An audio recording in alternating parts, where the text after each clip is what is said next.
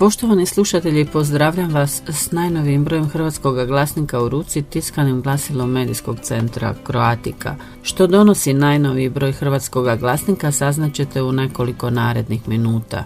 Što mislite o kulturnoj autonomiji Hrvata u Mađarskoj, pitalo se nekolicinu Hrvata iz tadašnje političke elite 1997. godine, a zanimljivi su njihovi odgovori koje ovih dana čitam sa stranica tjednika Hrvata u Mađarskoj.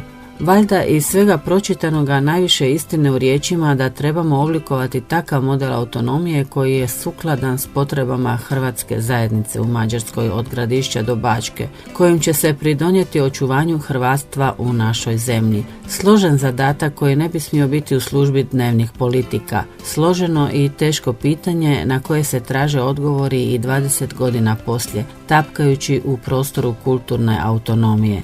A kultura to je širok, veoma širok pojam. Više u redovitoj tjednoj kolumni vaše urednice. Njemačka državna samouprava ima 11 regionalnih ureda u raznim gradovima u čijoj okolici živi njihova zajednica. Vjerojatno na taj način lakše im je komunikacija među regijama i strategije njihove državne samouprave mogu se iščitati kako vrlo veliku pozornost posvećuju odgoju i obrazovanju. Njihove ustanove trebaju djelovati po osiguranju kvalitete, njihov je obrazovni sustav u izgradnji, čije se aktualno stanje stalno prati i provjerava sa stručnjacima, sa stručnim savjetnicima specijalno za narodnosno obrazovanje. Više o komentaru tjedna Bernadete Blažeti naslova Hrabrost ili organiziranost.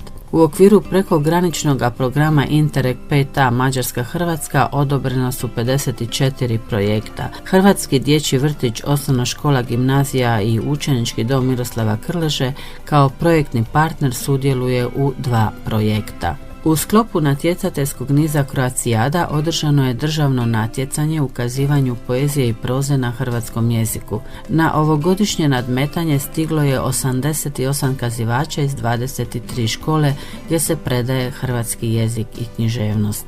U Baji je potpisan sporazum o prijateljstvu i suradnji gradova Baja i Požega. U Mohaču u tamošnjoj školi Sečenje održano je regionalno natjecanje u lijepom čitanju iz hrvatskoga jezika. Pišemo o školskom natjecanju ukazivanju stihova na hrvatskom jeziku u školi Miroslava Krleže.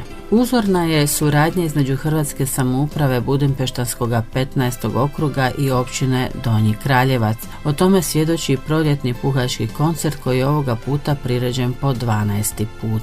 Pišemo o putovanju gradišćanskih zastupnika i djelatnika po Slavoniji, a bili smo pozvani i na proslavu 70. rođendana Jutke Handler. Rođen prije 85 godina, 31. ožujka 1932. godine, Bač Pavo se već rijetko penje na pozornicu, ali dude još uvijek ima u rukama te svira supruzi Jagi, rođenoj Kovačević. Više u napisu naslova Vilinski dudaš.